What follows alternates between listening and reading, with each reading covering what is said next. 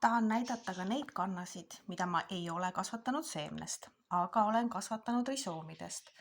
Päris mitmed on need, mis ma sain eelmine aasta niisuguse paari lehega ja koos risoomiga. Need ma sain Belgiast vist olid. Jah. Need ma istutasin ka kohe pottidesse ja nad on nüüd siiamaani pottides olnud. Ma olen nüüd korra veel ümber istutanud, pannud neile värske uue mulla ja mõned kasvavad kohe väga kiiresti. Näiteks see Lady K, temale väga meeldib juba kevad. Tal on lehed juba päris tumedaks läinud, need, mis on olnud päikse poole. Nii, siis on siuke kirjuleheline. See on ka ajanud päris palju uusi võsusid. Vana vars on tal siis siin. Ma ei ole seda vana vart ära lõiganud, kuigi ma sain ta eelmine aasta selle sama võrsega.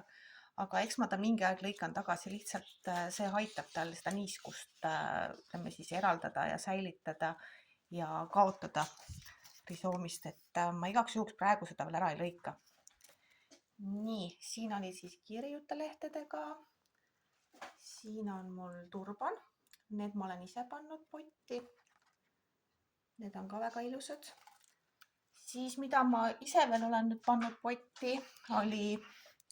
Ja ma olen ka näidanud seda potti, on see Musifolia rubrum. Nii, tema on mul ka siin. Suhteliselt väikses potis, aga siin on ainult üks risoom. Ja tema ma istutan pärast natukene suuremasse potti õues, kui ta kitsaks läheb. Ja siis on Musifolia grande. Nii, tema on hästi suurte lehtedega. Ja tema on ka risoomina. Ja ka ei ole väga suures potis, on selles 20-liitrises ämbris ja ilmselt tema tuleb ka õues panna suuremasse, aga esialgu talle sellest ruumist täiesti piisab. Nii et kõik need, mis on juba pandud ka pottidesse risoomidena, peaks ka juba mingisugust elumärki näitama. Ja need, mis mul on pandud juba eelmine aasta potti, no need kasvavad täitsa ilusti. Ja kohe näha, et kevad on ka taimedeni jõudnud.